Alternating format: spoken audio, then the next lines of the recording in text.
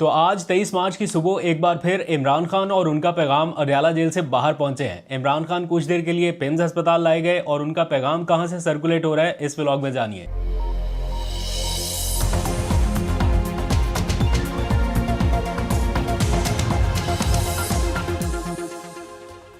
बिस्मिल्लाहिर्रहमानिर्रहीम, अस्सलाम वालेकुम। पाकिस्तान और दुनिया भर में देखने और सुनने वालों को अब्दुल कादिर का सलाम and a very good morning. Pakistan में 23 मार्च का आगाज़ है। आप सब लोगों को यौम पाकिस्तान बहुत बहुत मुबारक। इस बार का यौम पाकिस्तान थोड़ा डिफरेंट है, इसकी फील थोड़ी डिफरेंट है क्योंकि वो जो सेलिब्रेशन हर साल होती थी इस बार वो मनसूख की गई हैं।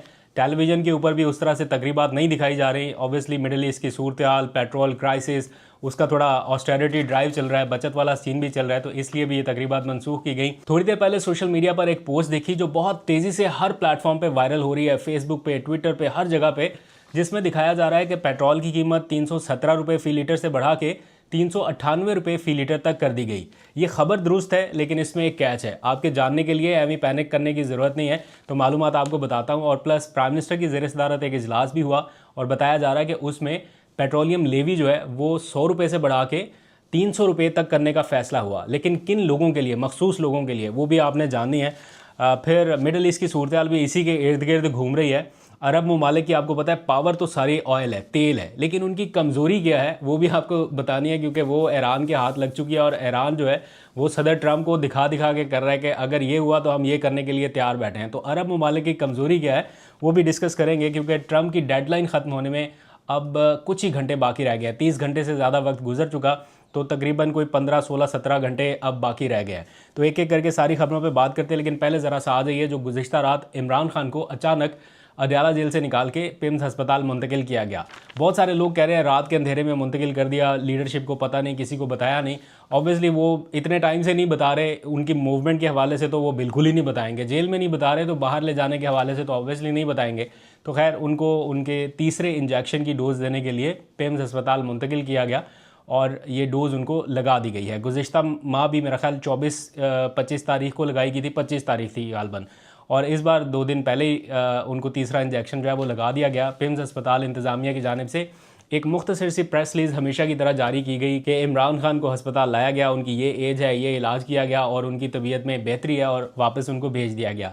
जो हमारे रिपोर्टर हैं अडयाला जेल को कवर करने वाले, वो बता रहे हैं कि 1:55 पे उन्हें पिम्स अस्पताल लाया गया और 3:55 पे वापस अडयाला जेल मुंतकिल कर दिया गया। गालबन 2 घंटे तक वो पिम्स अस्पताल में रहे हैं और उनको इंजेक्शन लगाया गया। ये तो है कि इमरान खान साहब अडयाला से बाहर आए और वापस उन्हें मुंतकिल कर दिया गया, लेकिन उनका एक मैसेज भी अडयाला से बाहर आया है उनके बेटे के ज़रिए। ईद के रोज़ आपको पता है कि अडयाला जेल के हुकाम ने उनकी टेलीफोनिक गुफ्तगू अरेंज कराई थी, को 20 से 25 मिनट तक उनकी गुफ्तगू हुई, जिसके बाद कासिम खान ने उनका एक पैगाम आवाम के सामने रखा है। तो कासिम खान की जानिब से किया गया ट्वीट आपकी नज़रों से भी गुजरा होगा, मैंने भी उसको पढ़ा है। जो उसमें लिखा गया है उसके ऊपर बाद में आते हैं, लेकिन जो नहीं लिखा गया पहले ज़रा वो डिस्कस करते हैं। एक चीज़ जो मैंने नोट की कि इमरान खान की आंख के हवाले से, उनकी सेहत के हवाले से उस ट्वीट में नहीं बताया गया कि वो कैसा महसूस कर रहे हैं, क्या वाकई उनकी आंख 85% तक ज़ाया हो चुकी है, अब आंख में कोई बेहतरी नज़र आ रही है या नहीं आ रही। इस हवाले से कोई अपडेट कासिम खान की जानिब से उस ट्वीट में नहीं दी गई। दूसरा, आवाम के लिए उसमें कोई उस तरह का मैसेज नहीं नज़र आया, या लीडरशिप के लिए कि वो सुहेल अफरीदी को कुछ कह रहे हों, या लीडरशिप के लिए कोई पैगाम, या पार्टी के लिए कोई पैगाम, उस तरह की भी चीज़ उसमें नज़र नहीं आई। हो सकता है कोई मैसेज दिया गया हो लीडरशिप के लिए जो कि कन्वे कर दिया गया हो, वो डिस्क्लोज़ ना करना चाहें, लेकिन आवाम के लिए जैसे पहले कुछ मैसेजेस आते हैं वो एलिमेंट थोड़ा मिसिंग नज़र आया, चूँकि ईद का मौका भी था। कुछ लोगों ने कल परसों ट्वीट किया कि इमरान खान ने कासिम खान के ज़रिए ये कहा कि लोगों को ईद मुबारक दे दें, लेकिन उनके ट्वीट में ये चीज़ नज़र नहीं आई। अच्छा, अब आ जाइए जो उस ट्वीट में लिखा गया है। इमरान खान शिकवा करते दिखाई दिए अदलिया से और उनको लगता है कि जिस कंडीशन में वो इस टाइम है उसकी ज़िम्मेदारी वो अदलिया पे डाल रहे हैं। और इस बार थोड़ा मोहतात रवैया भी अपनाया गया ट्वीट करते हुए कि माजी में जिन लोगों का नाम लेके तनकीद की जाती थी, इस बार वो तनकीद भी नहीं है और वो नाम भी शामिल नहीं किए गए। और मेरा ख्याल है बेहतर है, क्योंकि सारे रास्ते बंद नहीं करने होते कि बड़ी मुश्किल से ये उनकी टेलीफोन पे बात होती है बच्चों से कि ये वाला रास्ता भी बंद ना हो जाए। तो ये इमरान खान साहब का एक मुख्तसर सा मैसेज जो है वो बाहर आया। दूसरी जानिब पीटीआई की लीडरशिप क्या कर रही है इसके ऊपर भी थोड़ी देर में बात करते हैं, लेकिन अब आ जाइए ज़रा मिडिल ईस्ट की सूरत हाल में बात करते हैं, क्योंकि डोनाल्ड ट्रंप की जो डेडलाइन है उसके 30-31 घंटे गुजर चुके हैं। अब थोड़ा ही टाइम बाकी रह गया कि अगर आपने हुर्मज़, स्ट्रेट ऑफ हुर्मज़ नहीं खोला गया तो वो क्या कार्रवाई कर सकते हैं। लेकिन उससे पहले ईरान ने अपने टारगेट्स जो हैं वो लॉक कर लिए हैं अरब कंट्रीज़ में, और वो बार बार बता रहे हैं कि देखें अगर आप ये करेंगे, आप ऑल आउट जाएंगे, तो हमारे पास भी ऑल आउट जाने के अलावा कोई और ऑप्शन नहीं होगा। मैं थोड़ी देर पहले द टेलीग्राफ का एक आर्टिकल पढ़ रहा था, उसमें लिखा गया है कि how Iran could cripple the gulf, यानी ईरान गल्फ कंट्रीज़ को किस तरह से मफलूज कर सकता है। आग के बदले आग तो हमने सुना था, पावर प्लांट के बदले पावर प्लांट और प्लस डीसैलिनेशन प्लांट्स। अब ईरान ने जो टारगेट्स लॉक किए हैं वो हैं गल्फ़ कंट्रीज़ के डीसैलिनेशन प्लांट, यानी जहां से पानी की सप्लाई होती है गल्फ़ कंट्रीज़ को। अब आप लोगों को ये तो पता है कि गल्फ़ कंट्रीज़ की या खलीजी ममालिक की जो ताकत है वो ऑयल है, यानी तेल से ही वो माला माल है। लेकिन उनकी कमज़ोरी क्या है, वो है पानी। जी हाँ, क्योंकि पीने का पानी उनके पास उस तरह से नहीं है जैसे हमारे पास है। जैसे हमें बहुत आसानी से मिल जाता है, ये नेमत मिल जाती है, ये वहाँ पर नेमत दस्तयाब नहीं है, और उनके लिए उन्हें बहुत लंबा चौड़ा प्रोसेस करना पड़ता है, डिसैलिनेशन प्लांट्स लगाने पड़ते हैं, और वहाँ से पानी की सप्लाई उन्हें मुमकिन बनाना पड़ती है। ऑयल तो उन्हें शायद आसानी से मिल जाता है, लेकिन पानी के लिए काफ़ी जतन करने पड़ते हैं। तो अब ईरान ने जो टारगेट्स लॉक किए हैं वो पावर प्लांट्स भी हैं, उनके जो ऑयल रिफाइनरीज़ है वो भी लॉक की गई हैं, उनके गैस डिपोज़ को भी लॉक किया गया, और साथ ही बताया गया कि डीसैलिनेशन प्लांट्स जो हैं वो हम टारगेट करेंगे अगर ईरान में ब्लैकआउट की कोशिश की जाती है। डोनाल्ड ट्रंप के जो डेडलाइन है उसके मुताबिक अगर 48 घंटों में आबने हुर्मज़ नहीं खुलती तो वो ईरान के पावर प्लांट्स को निशाना बनाएंगे, जिसके नतीजे में ब्लैकआउट हो सकता है, और ये ब्लैकआउट ईरान पर बहुत भारी पड़ सकता है। लेकिन ईरान इससे बचने के लिए ये एक क्या कहते हैं मुतबादल हिकमत अमली अपना रहा है, और बार बार वार्न कर रहा है कि अगर हमारे पास खोने के लिए कुछ नहीं बचेगा तो फिर इस खित्ते में मज़ीद तबाही हो सकती है। तो मिडल ईस्ट और ख़लीजी ममालिक जो हैं ये इस जंग में बहुत बुरी तरह फंसते हुए दिखाई दे रहे हैं। एक तरफ अमेरिका है, दूसरी तरफ ईरान है। अगर अमेरिका को नाराज़ करते हैं तब भी मामला नहीं बनता, और अगर ईरान को नाराज़ करते हैं तो फिर उनके इंफ्रास्ट्रक्चर के ऊपर हमलों का खदशा है। जिसे दिहाइयाँ लगा के बिल्ड किया गया वो एक मिसाइल की मार है, और एक मिसाइल से तबाह हो सकता है, और कोई नुकसान छोटा मोटा भी नहीं है, कोई 1-2 अरब डॉलर का भी नहीं है। 20-25 अरब डॉलर का नुकसान खाली एक झटके में हो रहा है। तो उनको अपना इंफ्रास्ट्रक्चर हर सूरत बचाना है, क्योंकि उसको रीबिल्ड करने में बहुत एनर्जी, बहुत पैसा ज़ाया होगा। तो ये कोई फ़ायदे का सौदा नहीं है। इसलिए मेरा ख्याल है कोशिशें हो रही हैं कि ट्रंप को किसी तरह से कायल किया जा सके। दूसरी जानिब अमेरिका और इसराइल की जो फोर्सेस हैं वो हर मुमकिन कोशिश कर रही हैं कि ईरान को हार्म किया जा सके, उसको जितना नुकसान पहुंचाया जा सकता है पहुंचाया जाए। आज भी पूरी रात ईरान के मुख्तलिफ इलाकों में हमले जारी रहे हैं, ख़ासतौर पे खुरमाबाद का इलाका, वहाँ पे ब्लैकआउट जैसी सिचुएशन रही, क्योंकि बहुत हैवी किस्म की बमबारी वहाँ पर रिपोर्ट की जा रही है। मैं देख रहा था थोड़ी देर पहले, अल जज़ीरा उसको रिपोर्ट कर रहा है, द टेलीग्राफ उसको रिपोर्ट कर रहा है, बता रहे हैं कि किस कदर नुकसान जो है वो पहुँचाया जा रहा है।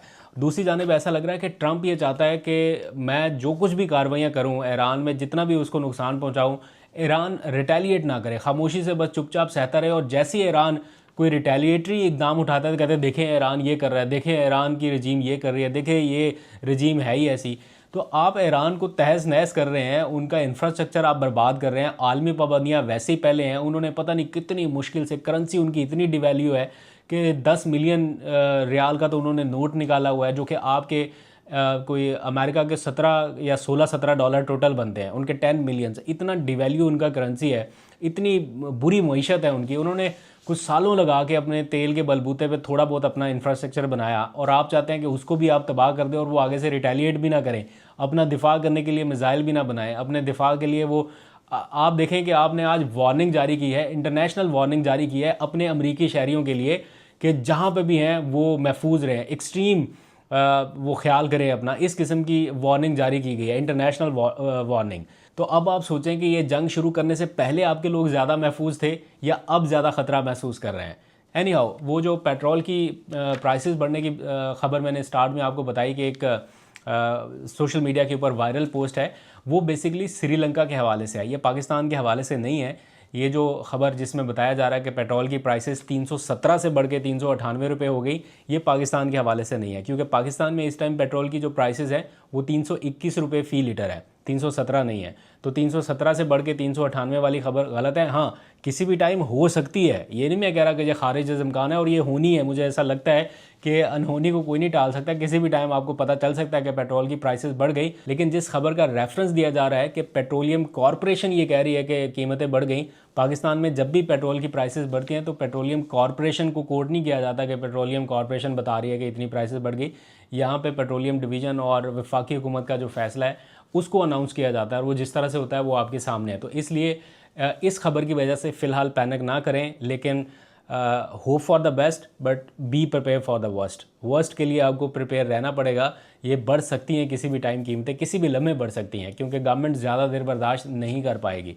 और ये भी फैसला किया गया कि जो महंगी गाड़ियाँ हैं, लग्जरी गाड़ियाँ हैं, उनमें जो पेट्रोल डलता है उसके ऊपर लेवी जो है वो 100 से बढ़ा के 300 रुपये फ़ी लीटर तक कर दी जाए। उसका भी आम लोगों के ऊपर फ़र्क ना पड़े या किरायों के ऊपर फ़र्क ना पड़े। अगर कोई अमीर कबीर लोग हैं, लग्जरी गाड़ियाँ हैं, तो उनके लिए पेट्रोल की प्राइसेस अगर हाई ऑक्टेन वो डलवाते हैं, यस हाई ऑक्टेन पेट्रोल के लिए मैं बता रहा हूँ, अगर वो उस तरह का महंगा पेट्रोल महंगी गाड़ियों में डालते हैं तो उनके ऊपर जो पेट्रोलियम लेवी है वो बढ़नी चाहिए, और ये होना चाहिए। अगर कोई आम शख्स अपने मोटरसाइकिल में पेट्रोल डलवाता है उसको भी उतने का ही मिले, और अगर कोई लग्जरी गाड़ी में हाई ऑक्टेन पेट्रोल डलवाता है तो उसको थोड़ा सा तो फ़र्क होना चाहिए। ये एक लग्जरी है, हाई ऑक्टेन कोई हर आम बंदे के लिए तो नहीं है ना। ये तो जिसको बहुत रिफाइंड किस्म का आला सतह पेट्रोल चाहिए, यूरो 5 क्वालिटी का, उसको ये चाहिए। तो जिसको परफॉर्मेंस चाहिए, लग्जरी चाहिए, वो थोड़े से पैसे और बढ़े, आम लोगों के ऊपर इसका बोझ नहीं पड़ना चाहिए।